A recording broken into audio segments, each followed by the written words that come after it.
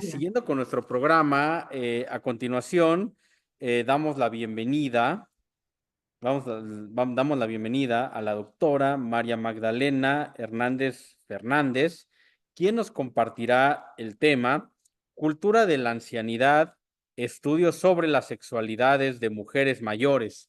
No sin antes permitirme leer una semblanza curricular de la doctora María Magdalena. Y bueno, les comparto. María Magdalena Hernández Fernández es doctorante en antropología física por la Escuela Nacional de Antropología e Historia. Es maestra en antropología y especialista en antropología forense por la misma institución. Es médica cirujano por la Universidad Nacional Autónoma de México y técnico auxiliar laboratorista químico por la Universidad también Nacional Autónoma de México.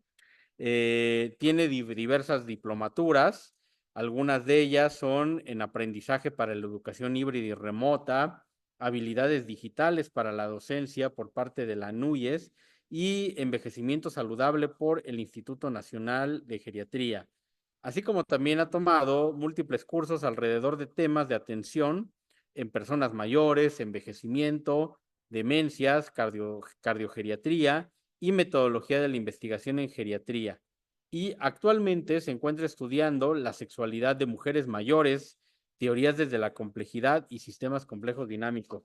Doctora, pues un gusto tenerla con nosotros. Muchas gracias. Entonces vamos a dar continuidad a la presentación. Si gusta pasar de este lado, doctora.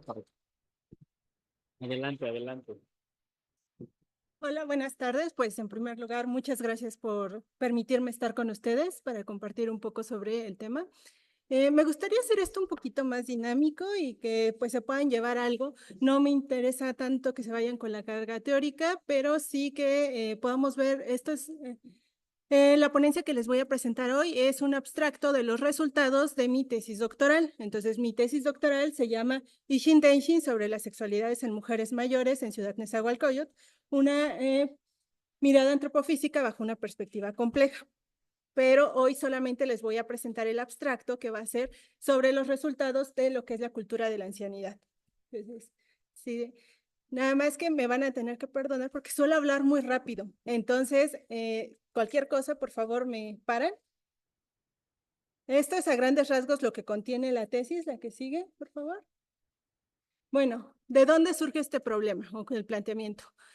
De formación inicial, pues soy médico cirujano, le está rotando, roté en Secretaría de Salud, IMSS, ISSSTE, en todas las instituciones, entonces pude notar que había un gran problema con la sexualidad en mujeres mayores, porque cada vez llegaban más mujeres al pabellón de psiquiatría, muchas veces llevadas por familiares donde hablaban sobre que estaban hipersexualizadas.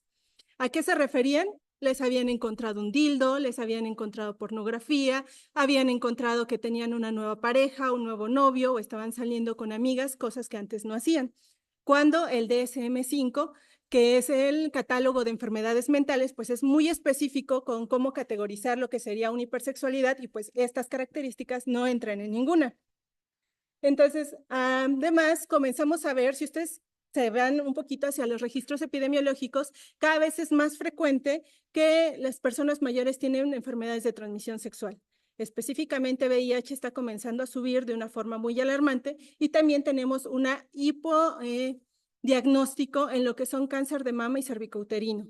¿Esto por qué? Pues se ha asociado principalmente que la sexualidad está netamente relacionada con el acto coital o reproductivo y que una vez que este ya no tiene un propósito reproductivo, pues se esfuma, pero en las mujeres, en los hombres no. Ahora sí, la que sigue, por favor. ¿Esto por qué cobra relevancia? Bueno, ustedes son más que doctos en este sentido, pero bueno, las personas mayores es un grupo muy importante dentro de la población de nuestro país y que va a ir creciendo a lo largo de estos años. Se espera tanto así que va a ser cerca de un cuarto de la población para el año 2025, 2050, que ya no estamos tan lejos y de hecho estas cifras pues ya se han ido incluso hasta bajando. La siguiente. La feminización del envejecimiento, pues también ustedes ampliamente conocen este proceso. Habemos más mujeres que hombres, por tanto, los hombres también tienen un periodo de vida más corto, vamos a ver más mujeres mayores, pero la calidad de las mujeres mayores ha ido reduciéndose a lo largo de los años. Esto se ha asociado principalmente a que tenemos un gran sentido de dependencia, dependencia económica, emocional, dependencia a otros sectores productivos, debido a estas generaciones donde tenían como muy limitado el acceso tanto a la educación como a las labores. Aquí viene la medicina. ¿Qué ha hecho la medicina? Bueno, a esto se le conoce como la apropiación de los cuerpos de las mujeres. No sé si sabían, pero el espejo vaginal data de más o menos el año 1600 y no ha tenido grandes modificaciones. La gran figura de la mujer que se alaba tanto en las poesías, la literatura, que es la mujer con cabello negro, piel pálida, ojos ojerosos, cuerpos muy delgados, es una mujer enferma de tuberculosis, que es la que se alababa por los grandes poetas. Entonces, estas imágenes han seguido y siguen en nuestros días a día. La imagen del parto, por ejemplo, no sé si sabían, pero pues es más fácil que una mujer pueda parir en una forma vertical, como se ha hecho en muchas culturas mesoamericanas, pero había un rey por ahí que le encantaba ver cómo las mujeres parían y entonces él impuso la mesa que tenemos hasta la fecha y seguimos utilizando. Bueno, mi pregunta de investigación fue dividida en dos, que fue después de caracterizar lo que son las sexualidades de un grupo de mujeres mayores, es cómo se conforman y si éstas se modifican al contacto con personal de salud, que es creo que la parte que más nos interesaría aquí. La siguiente, por favor. Bueno, el objetivo fue complejizar la forma en cómo se viven las sexualidades, se construyen y estas van modificándose a lo largo de la vida. En la siguiente, por favor. ¿Por qué con medicina preventiva? Porque medicina preventiva es el primer punto de nivel de atención de las personas, es en donde solemos tener contacto con casi todas las especialidades y donde se llegan a hacer las derivaciones. Por eso era lo importante ahí. Los objetivos particulares pues eran a propósito de lograr el objetivo general, entonces ese no lo saltamos. Bueno, ¿qué es un sistema dinámico y qué es un sistema complejo? A grandes rasgos, una sociedad compleja podemos decir que es una sociedad que está muy estratificada. Entre más estratificaciones tenemos, es decir, hay más niños, más adultos con distintos sectores educativos, económicos, eso está muy estratificado, va a ser una sociedad más compleja. Una sociedad compleja tiene problemas complejos. No podemos ofrecer una solución para todos los distintos grupos de edad. Cuando nosotros delimitamos en un periodo de tiempo muy específico, le damos una temporalidad, ya decimos que es un sistema dinámico, porque es lo que nos va a pasar en ese momento específico que estamos. Y bueno, estamos acostumbrados históricamente a que manejamos conceptos estáticos. Entonces, la propuesta es que comencemos a utilizar un concepto dinámico para tratar problemas dinámicos. O sea, hasta ahí suena muy obvio, ¿verdad? Bueno, sigamos, por favor. ¿Qué tiene que ver un concepto dinámico? Un concepto dinámico regularmente tiene que tener unas referencias de sentido, es decir, yo doy un concepto general, pero que este pueda ser utilizado en muchos contextos sin cambiar el contenido del concepto. El más conocido hasta ahorita es el de poder de Byung-Chul Han, que él nos dice que el poder es una forma de construirme a mí en los demás. Entonces puedo hacerlo de una forma en que obligo, en que convenzo, en que te digo que tú puedes decidir creerme a mí porque yo soy tu mejor opción, que eso lo acabamos de ver en las elecciones, y de muchas otras formas. Entonces, como podemos ver, el concepto de poder no siempre puede ser impositivo o malvado, sino también se puede hacer un poder que construya y que nos ayude a formar lo que van a ser principalmente cuestiones en salud pública. Y bueno, la propuesta de mi tesis es una propuesta de un concepto dinámico de sexualidad y a grandes rasgos lo que intento decir es que la sexualidad es una forma de la extensión de mí en el otro, pero a diferencia del poder que busca imponer, la sexualidad solamente busca crear lazos. Entonces, esta puede ser de una forma reproductiva, esta puede ser en una forma de cuidados, esta puede ser en una forma de afectos, puede ser en una forma de expresiones, y pues todos podemos ver que a lo largo de nuestra vida podemos tener todas y cada una de ellas. Un concepto dinámico en sexualidad, lo que nos diría es que desde que somos muy pequeños somos seres sexuados, pero a lo largo de nuestra vida van a ir cambiando la característica más preponderante de esa sexualidad y por tanto no es que una persona sea sexuada, es solamente que a lo mejor la característica reproductiva no está tan activa como la de cuidados o la de expresión. Eso es lo que propone mi tesis. La que sigue, por favor. Bueno, ¿y cómo surgió eso? Bueno, a grandes rasgos, con respecto a lo que es la teoría, las teorías antropológicas al respecto de sexualidad, a lo mejor ya las han visto, pero pues algunas hablan del deseo y de cómo la persona se reactiva y otras que no, que esa sexualidad tiene una utilidad. Yo intento no pelearme con eso y bueno, eso me lo permite las teorías de la complejidad que nos invitan a pensar distinto y decir que todo sirve y nada se desecha. Pero tenemos que tener cuidado con las cosas que vamos a elegir. En este caso, yo no me peleo con ninguna de las tres modelos de sexualidad que están, pero no me interesa ver cuál está funcionando, sino cómo se están enlazando para construir esa sexualidad. Entonces, en lugar de preocuparme en el resultado, me preocupo más en la sumatoria de los efectos o restas o multiplicaciones que se dan para que se obtenga esto. La que sigue, por favor. El marco teórico, bueno, es que siempre nos dicen en la escuela que una investigación tiene que ser dura, que se tiene que medir, que se tiene que pesar, pero existe otro tipo de investigación, que es la investigación cualitativa, y que muchas veces es más difícil de construir porque hay que darle un soporte a lo que está sintiendo la otra persona de una forma que no lo midas. Esto es ya nos dieron una salida, que es la propuesta afectiva de Ponce y Guerrero, donde nos dice que las emociones, los sentimientos y las expresiones de las personas que nosotros con las que estamos trabajando importan, cuentan, y no es necesario que los midamos o los validemos, porque el sentimiento del otro es válido por el simple hecho de existir. Entonces, la siguiente, por favor. ¿Cómo abordar un concepto dinámico? Porque sí, en la parte teórica suena muy bonito, pero llevarlo a la práctica, bueno, aquí hay que entender que en una investigación normal, nosotros como investigadores vamos a observar un evento o un sujeto y vamos a ponerlo de acuerdo a lo que nosotros estamos teniendo dentro de nuestro concepto. Esta es una investigación, una forma de investigación clásica. En una forma de investigación a través de sistemas complejos, lo que yo hago es, yo no soy el gran investigador que está viéndolo desde afuera. Yo voy a ser prácticamente el narrador que va a convivir con las personas que van a narrar su historia y yo voy a transcribirla solamente. Suena muy bonito, pero cuando ya estamos en niveles académicos, a veces bajarte del grado de investigador y que seas tú el reconocido, pues es donde a veces no se logra llevar a cabo esta investigación. Para el trabajo de campo. No nos gusta mucho esta parte de la ética, pero es importante. ¿Y por qué es importante?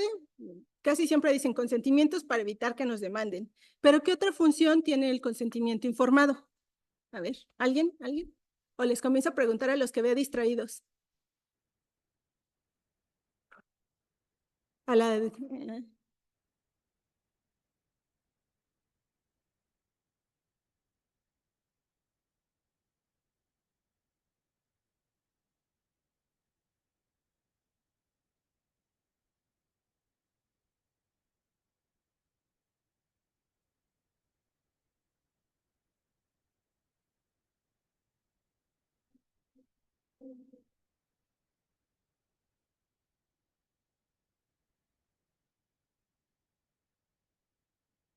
Ujú.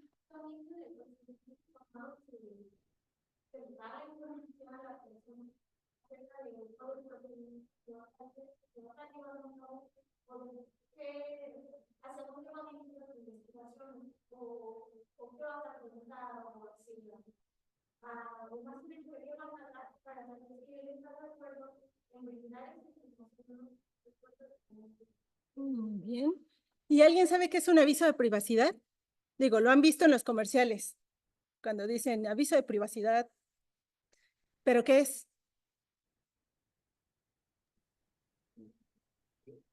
Pues viene siendo más que nada, según yo, ya viene establecido total, casi un artículo donde avala digamos que los datos de la plataforma o los datos dicho acto está avalado ante una ley y hay como que este aspecto que respalde tanto el trabajo como la persona. ¿Me puedo parar? Está. Es importante porque los consentimientos informados ustedes los van a ocupar también en su día a día, en la parte de atención clínica.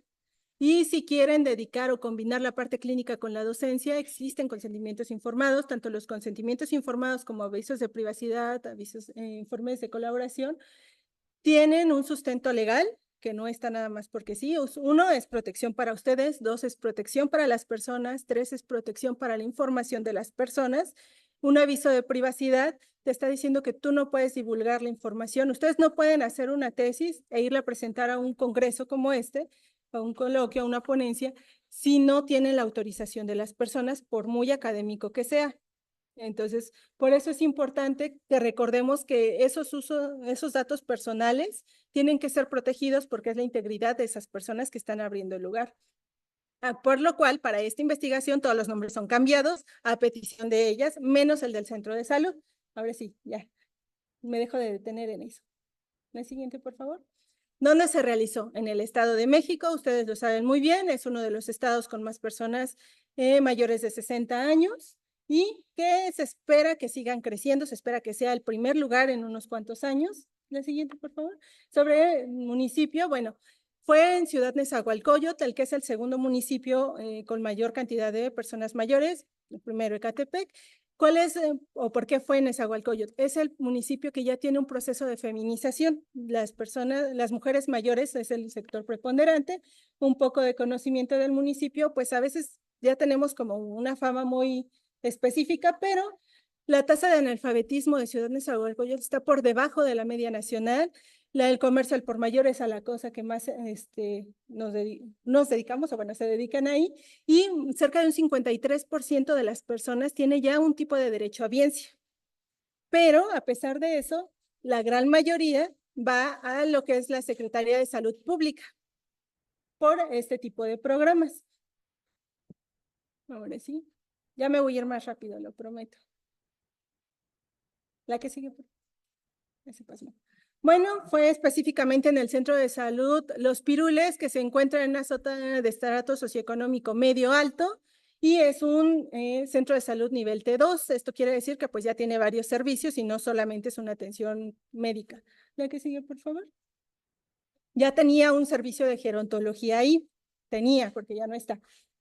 Se llevó en 3 lugares porque este proyecto de investigación, o bueno, este trabajo se inició en pandemia. Entonces, inicialmente, este grupo fue desplazado hacia un convento porque no permitían que estuvieran dentro del centro de salud. Posteriormente, regresaron al centro de salud y dentro del centro de salud hay un salón que ellas construyeron, las participantes del grupo, que se llama Los Pirules. La que sigue, por favor. Las pérdidas en la pandemia fueron algo que marcó mucho a los participantes. Muchos trabajadores fallecieron, muchos miembros, muchos familiares, y esto pues estuvo ahí. Las medidas de protección, para que vayamos viendo cómo a veces nosotros queremos proteger pero no se logra. Hay una pequeña narración donde decía que a pesar de que ellas querían ir porque eso les daba vida y les daba todo el sentido a sus días, pues no las permitían entrar porque eran considerados personal de riesgo y entonces estaban encerrados en casas. La que sigue, por favor. Sobre el acceso, pues me pidieron que diera pláticas antes y después a los grupos para poder tener acceso a ellos. De siguiente, se dieron pláticas sobre sexualidad. Se les preguntó a los grupos qué era lo que quería que se dieran, para que vean un poquito los grupos. Arriba es el grupo de personas mayores, abajo son los grupos GAMP, que son grupos de ayuda mutua, que están constituidos por 3 grupos a su vez. Entonces, esa es como la totalidad de las personas. Hay hombres y mujeres, pero es indudable que la mayoría son mujeres. De hecho, solamente habían 3 hombres y 1 falleció durante el proceso de la investigación. La que sigue, por favor. Se les hizo una encuesta inicial para ver qué era lo que ellas consideraban que era sexualidad. ¿Y qué creen que salió? Ahí ya está. Pues que era algo que vivían solas y relacionadas a su cuidado. Nadie la relacionaba con un acto coital. La que sigue, por favor. Cuando se les preguntó qué tipo de sesiones querían, pues ellos querían material. Entonces hice unos feos muñecos que están basados en el programa de ESI, que es Sexualidad Integral para Todos, y pues pidieron temas, sí, de biología, sí, de género, pero me llamó mucho la atención que comenzaron a pedir temas religiosos y violencia. Esto tendrá sentido después. Las personas, yo trabajé con coautoras que eran mujeres que participaban en mi proceso de investigación, hacían el análisis conmigo, levantaban entrevistas conmigo, mujeres colaboradoras, que eran aquellas que no querían dedicar tanto tiempo, pero querían contarme su historia, y participantes, que eran aquellas que querían participar en el estudio, pero no querían que se les viera de cara a cara, aunque ellas me entregaban el cuestionario, les daba un poco de pena hablar sobre esto. Entonces, pues podrán ver que en las edades van desde los 47 años hasta los 93. Una persona falleció durante este proyecto, fue una de mis coautores, y nos pegó a todas. El proyecto de investigación duró 18 meses, en el cual se hicieron entrevistas, se hicieron visitas a sus domicilios, se les acompañó a sesiones de mastografía, Papa Nicolau, a densitometrías, fondo de ojo, se les acompañaba al mercado para ver cómo se vestían, qué era lo que necesitaban. Aparte de las entrevistas, se les aplicaron cuestionarios y se participó activamente 12 meses en el trabajo como un asistente más. Entonces me volví el miembro más joven del grupo. El que sigue, por favor. Y agarran una muy buena condición física con las actividades ahí.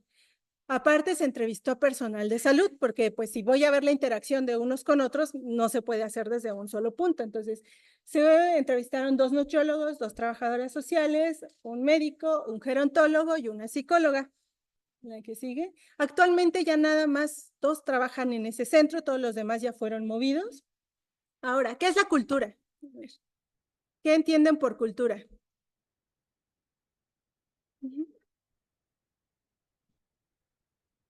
Ajá, ¿qué más? Ah, el de negro que estabas levantando la mano, claro. ¿Qué es cultura? Aquí no son evaluados, así que equivóquense aquí.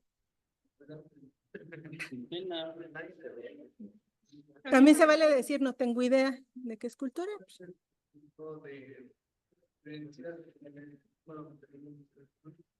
Conjunto de creencias, conjunto de creencias. Allá atrás estaba una manita.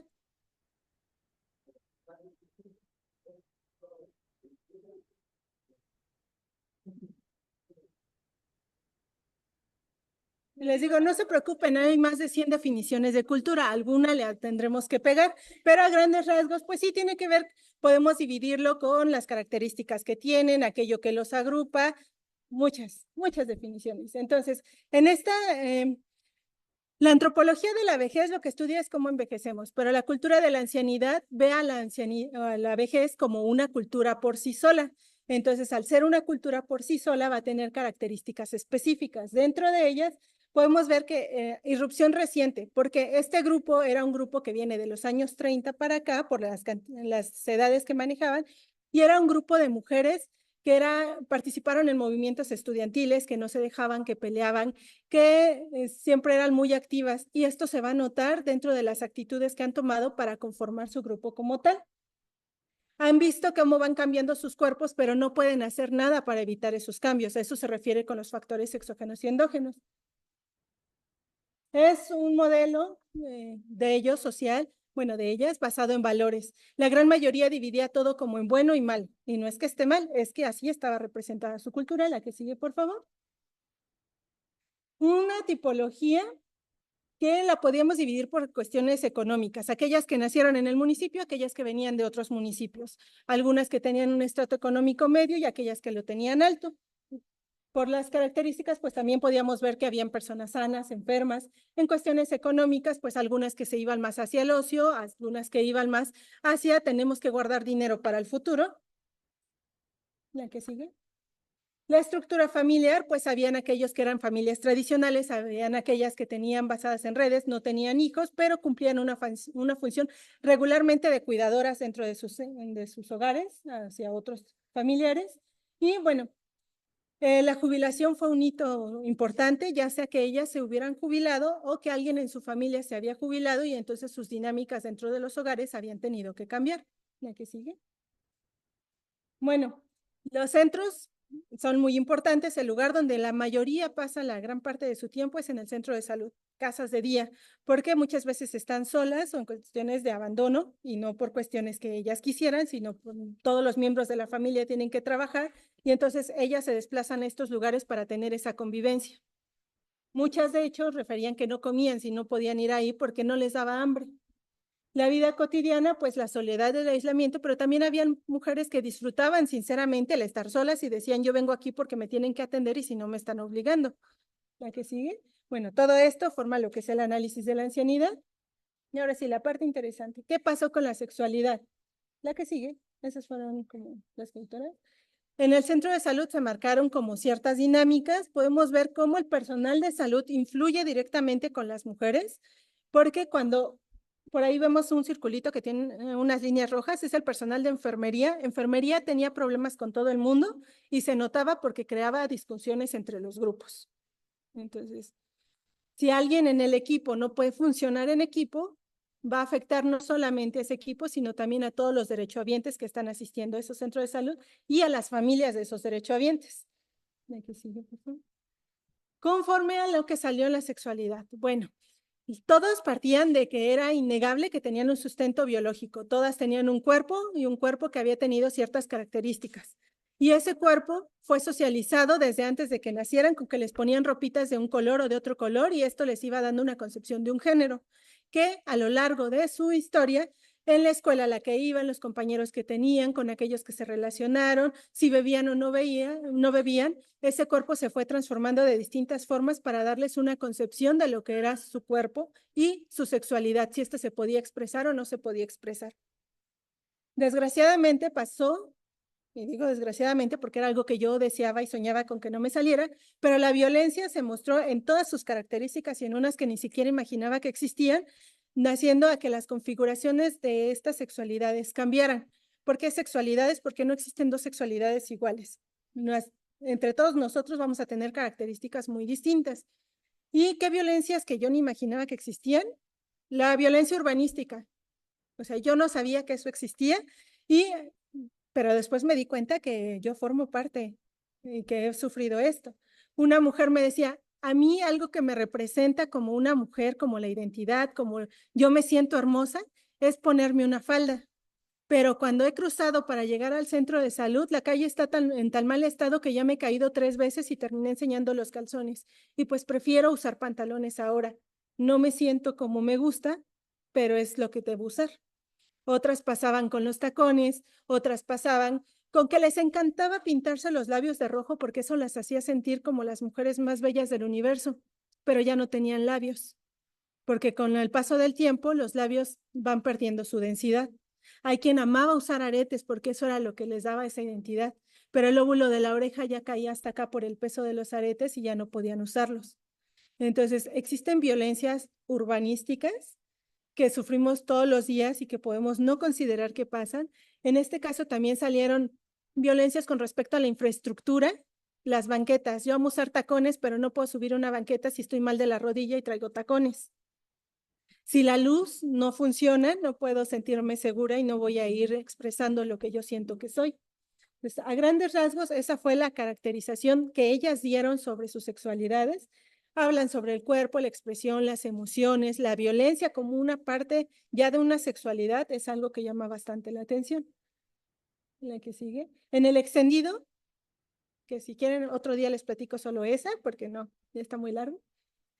Sobre el poder, ¿funcionó? ¿Existía el poder? Sí, sí existía el poder en todas sus características. Desgraciadamente, hay uno que es un poder constructivo donde decían, pues nosotros sabemos que si nosotros le decimos a la trabajadora social, podemos tener una plática de algo que nos gusta, pero cambiaron a la trabajadora social y eso quedó fuera porque ya nadie las escuchaba.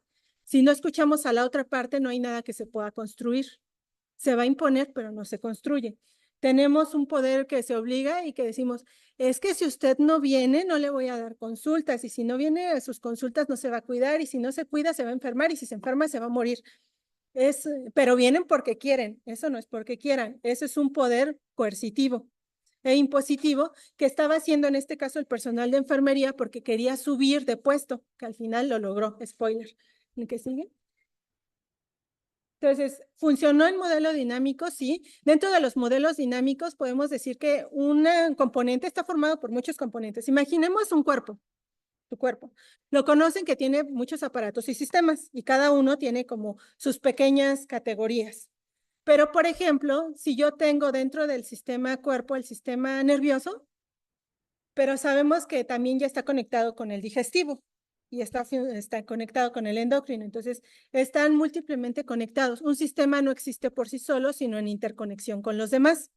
Entonces, en este caso, la sexualidad no existe por sí sola, sino en interconexión con los demás para darle sentido a la persona, a la sociedad y a la comunidad. Y sale la emergencia como la violencia. Una emergencia es algo que sale en algún momento y que puede formar parte del sistema o no. En este caso, terminó formando parte. ¿Qué violencias vimos? Bueno, ya les había spoileado que la urbanística, violaciones, abuso sexual, todos los casos hubieron algún tipo de esta violencia. Religiosa, síguele, bueno, les sigue. Religiosa, estamos en el centro de salud, estaban trabajando en un convento, desde el centro de salud se ve una iglesia constantemente, dentro del centro de salud hay una imagen de la Virgen de Guadalupe, que les está recordando todo el tiempo que tienen que ser puestas, habrá castas puras hasta el matrimonio y con solo una pareja. Entonces, así ellas tuvieran mucha intención de querer explorar más allá, tienen esos recordatorios todos los días. Lo que les decía del alumbrado, ese es como a las 5 o 6 de la mañana, les piden que lleguen a las 6 de la mañana, a las 6:30 por su consulta, no pueden acceder fácilmente. Entonces, los horarios que a veces pensamos que son muy convenientes para nosotros, para otros grupos, son totalmente peligrosos. La que sigue, por favor. Sobre los discursos del personal de salud, y les juro que ya quedamos. Si nos vamos nada más a la parte teórica, no existe nada en las guías normativas sobre lo que es sexualidad en mujeres mayores, porque las guías dicen salud sexual y reproductiva, y entonces se enfocan en grupos de edades reproductivas, hacia adolescentes. Hagan la prueba, por ahí hay un QR para mandarles preguntas, pregúntenles qué pasa con las personas mayores y dicen, sí, también se tienen que cuidar, pero ¿cómo? Jamás. En este centro de salud algo que pasaba mucho era que el día del condón se hacían de vengan, vamos a platicar, vamos, la marcha, vístanse todos y las traían por todo lado y les ponían una piñata con condones y les decían para sus nietos. Esa es una buena promoción sobre sexualidad para personas mayores. No quiero ventanear, pero esto es importante por el área en el que están. Gerontología. Yo me acerqué en la entrevista y le pregunté, ¿existen instrumentos, evaluaciones, programas? Dijo, sé que hay una, pero no sé cuál. O sea, me la enseñaron en la escuela, pero pues nunca la ocupo, nunca me la han pedido. Y no tiene nada malo en contra de él, sino pues si no me lo piden, pues no lo aplico, porque pues se entiende, la carga de trabajo es alta. Pero ¿qué se hace con esas personas que piden asesoría? ¿Hacia dónde se van a dirigir? ¿Con la amiga que está igual o con la vecina que a veces está peor? Entonces, pues aquí ya entendemos por qué el VIH está subiendo tanto en estas personas, porque pensamos que como ya no son reproductivos, no necesitan saber cómo funciona un preservativo. Con el personal de salud, aquí sí me emocioné y fui muy feliz porque se pudieron ver dos grandes discursos. Uno que era un discurso muy clásico, que era como la sexualidad está relacionada al coito, que ya a estas edades ya no era tan común, que es importante que lo conozcan para que les cuenten a sus nietos y a sus sobrinos. Esa fue como que la principal premisa de por qué lo deberían conocer. Pero también y este discurso más simplista era principalmente de aquellas personas coetarias o muy próximas a ser personas mayores, aquellas que tenían 50 y pico, eran principalmente las que tenían este tipo de discursos. Y por ahí, uno que otra persona joven lo llegó a tener. Y un discurso que ya era más complejo, donde decía que la sexualidad estaba compuesta por varias características, que era un derecho humano. Aquí eso fue bien interesante porque quien me dijo que es un derecho humano fue la psicóloga. Fue la única que lo reconoció como un derecho. Y donde hablaban que era importante que antes de que se les diera pláticas a las personas mayores, era importante que ellos tuvieran una concientización sobre qué era la sexualidad, para que de esa forma pudieran saber qué era, cómo van a guiar a la población en general. Y sobre los temas de detecciones, todo el mundo coincide en que sí es importante, pero nadie los manda. Ustedes lo saben, en los centros de salud, en todos los niveles, existen áreas de lo que son tamizaje de enfermedades de transmisión sexual y de enfermedades de forma general, y cualquier persona derechohabiente o no derechohabiente puede asistir a ellas y pedirlas de una forma gratuita y anónima. pues, a pesar de que son grupos de ayuda mutua, donde se ve que tengan un control de sus enfermedades, donde tienen, nadie los mandaba que se hicieran una prueba de VIH, porque decían, ¿ya para qué? Se la hizo a los 40 años, o sea, una prueba de VIH solo se hace una vez en la vida. ¿Cada cuánto se tendría que hacer una prueba de VIH? Cada año, con fuerza. Están bien seguras, yo sé que lo saben. ¿A los cuántos años se deja de hacer un Papá Nicolau? Por normativa, a los 69. Pero ¿qué pasa si tengo una mujer de 69 años que en su vida se ha hecho un Papá Nicolau porque su esposo no la dejaba y llega con ustedes y les dice, es que he tenido unos síntomas medios extraños, ¿la mandarían o no? Lo mismo pasa con las mamas, por normativa a los 69, pero si llega alguien que en su vida se lo ha hecho o que se lo hizo ella manualmente y está sintiendo algo extraño, es importante que se manden esos tamizajes. ¿Por qué razón? La esperanza de vida aumentó.